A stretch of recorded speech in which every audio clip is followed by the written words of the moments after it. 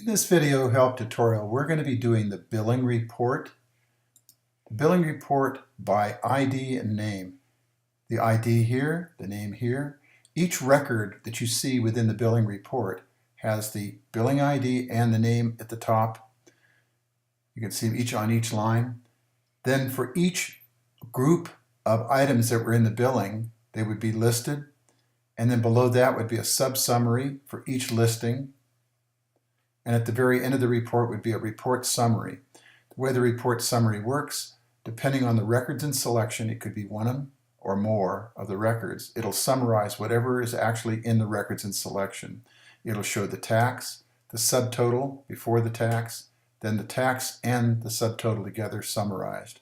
And that's for the summarizing of all above and the tax. Now this is a nice report in that what you can do is you can do a month, a quarter, or the annual to see the tax, the subtotal before tax, and the total income for billing items. Now if you want to, you can go back in and you can do a find using the do start find, and you can go back in and look at the item ID type. And what that would do is you could say, for example, I want to see all the deposits, which is straightforward cash income. But you would have other things like cleaning deposits or whatever you create as far as billing items in the billing item add list. Now, for example, if you have things like attractions that you sold tickets for, you may want to look at all of those separately. And there may be different tax base issues for each item that you're working within as far as the item itself.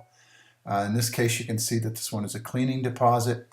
Maybe cleaning deposits are not taxable or taxable. You have to be aware of that when you're actually adding the tax into the rate.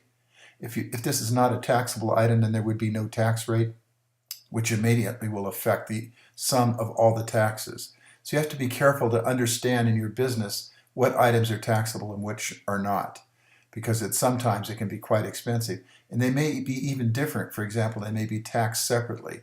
I know when I lived in Pennsylvania, the taxes for clothing and general items for family, like socks and shoes and stuff like that, were not taxed, where things like food were taxed. So you have to be aware that what your tax base is as far as what items you're taxing for. And then the same thing goes when you're looking at utilities. If you're putting into your expenses, which this is not expenses, this is billing, you need to understand that those are expense items and not billing items. You would never charge a client for something, for example, that you are taking out of your overhead as an expense. Those items are definitely taxed differently because they come off your income as a cost of doing business. So you need to understand the differences between those depending on what city, county, or state requires and then what federal requires as far as tax, maybe as far as income are concerned. This is all income, so you have to realize that. We will be looking at expense also, where that is all written off against income. It's a cost of doing business. Okay, for this report, what you do is, let's just do a quick one. We're going to do a find. We're going to look for the find for let's go for the booking ID. And let's put in there number 1. We're just going to test like we normally do. I want to show you what it looks like when you run it. Go ahead and do the perform. And you'll see here it said 4 omitted and 1 found. Then what you do is you run the report, and then you see the actual billing ID and the summarization for each one of the records. Now it's very simple, very straightforward, and you can do a find on multiple fields, like you may want to do a name and a date. You may want to do a booking ID and maybe the item name to see if it was in that booking ID for deposits. Or you may want to do all the deposits to see what your sum of all the deposits were for the year. Now deposits obviously come off as part or parcel of the actual amount that's billed during the period of time. So what you would see is you would see a billing, and then you would see a billing maybe for a day where the rate of the deposit would be taken off of that one day's billing.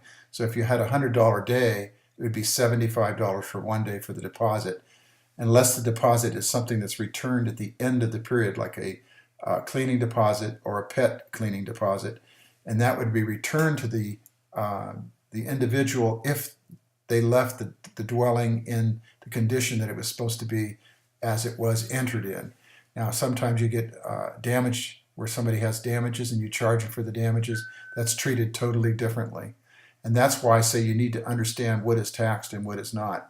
Maybe a damage deposit is not returned, and maybe it's not taxed at all. So you have to understand those. So that's why you want to talk to your tax professional to find out what you should be working with and which you shouldn't as far as the report. And you can print out a quarter, an annual, or semi-annual and take it to your person that does your taxes, maybe a CPA or whoever, and they can look through it and adjust it according to what you're supposed to do. Now, you want to know before you get into battle, because if you charge somebody taxes and it's not taxable and they're not supposed to charge the tax, that can be a problem. So you want to be squared away on your business and understand what is taxable and what is not before you start charging people taxes. Okay, if you have any questions, ask a CPA or professional about taxes. But the rest of it, if you have any issues and you want to understand how to do your this application as far as this report is concerned, you can always contact us. Always remember to go back in and do your action and show your records again, and then push your return button to set up the report again like it was before you actually entered it, so everybody would have the access to all the records in selection. Thank you.